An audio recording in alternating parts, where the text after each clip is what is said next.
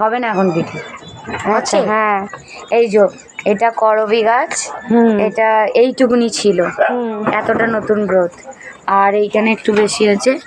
আর এইগুলো হয়েছে, দাঁড়া, অনলাইনে 3টে অ্যাডেনিয়াম এনেছি, কেমন বাঁচবে কি বলতে পারছি না, ভালো মাটিতেই দিয়েছি।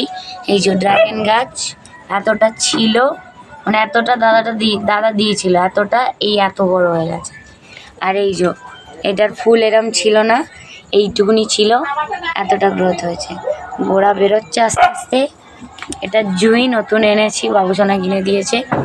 এটা সেই দানা ফেলে হয়েছিল লেবুটা, এটা কমলা লেবু জানিস। আর এটা তো অ্যালোভেরা, সবাই জানে। মায়ের কচু গাছ বসাবো, কচু গাছটা এমনি হয়ে গেছে জানিস তো, খাবো বলছে কচু পাতা, এই কচু গাছ বসা। এইটা কি গাছ আমি জানি না, দাদা যদি দেখো বলো এটা কি গাছ।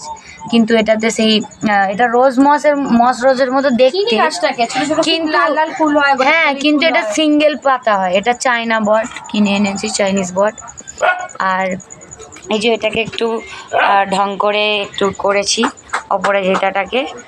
আর এইটাতে একটু এপসন সল্ট দিতে, এই যে নতুন কচি ডাল বেরিয়েছে, আর বর্ষার জন্য গোলাপের ডালটা, জবাটার খালি নিচের একটুখানি ছিল ডান্ডিটা, ওই ডান্ডিটার পাশ থেকে এই এত বড় গাছটা হয়েছে।